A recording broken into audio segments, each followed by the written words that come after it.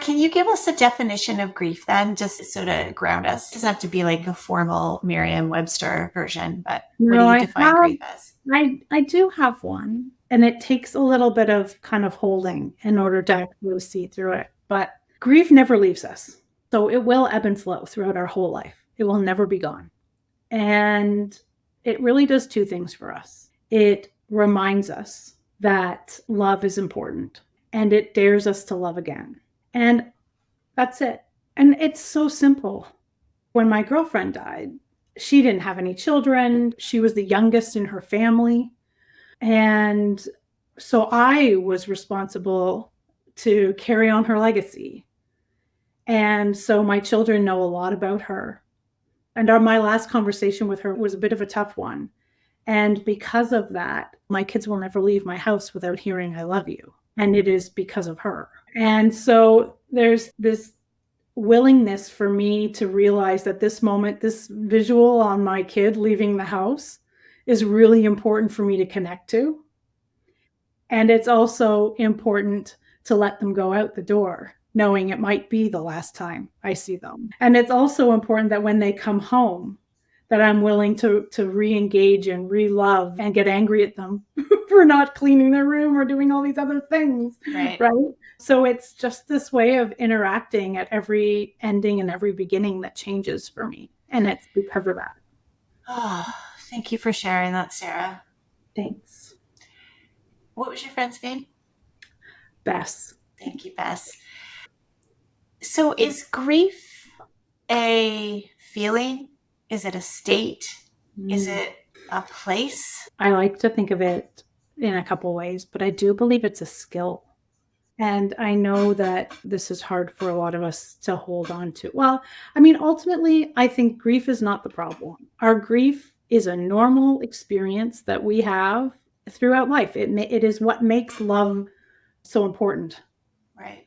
And it's not grief that needs to be healed, it's our relationship to it. We don't hold sad things easily. We Right. dismiss them, we shame them, we isolate them, we feel guilty over them. We try and get rid of them, We move get rid past of them, them. move past them. This is the price we pay for love.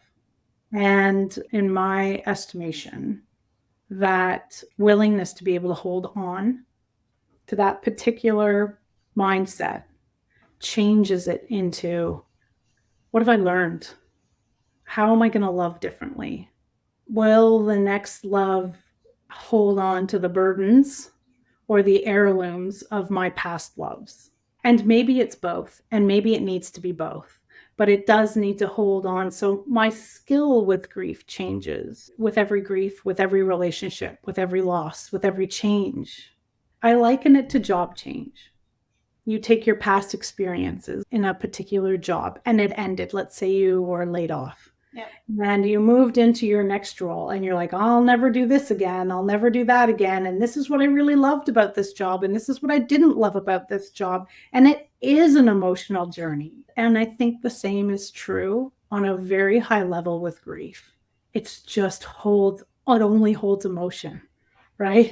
Yeah. So how do we actually build skill around being able to hold on and capacity build around our emotions? I just love the way you've described that. I read a book called Ambiguous Loss by Pauline Voss, and I've heard several people reference that work. It informed a bit of my work. And I think if I look back to 2020, I think that was a collective experience of ambiguous loss. And I don't remember exactly how Pauline described it at this exact moment, but it's sort of like, how can I grieve something that I didn't actually have? And I think of my one son, didn't have a prom. We had to drive through graduation, come in, get your diploma, wear your mask, out of here. So how do you grieve a prom that you didn't have? Now, he actually doesn't care that he didn't have a prom, but just think of all the different things in life. Like, I never had a brother or sister. Do I grieve that? Just that didn't match up for me until I learned of this term, ambiguous loss.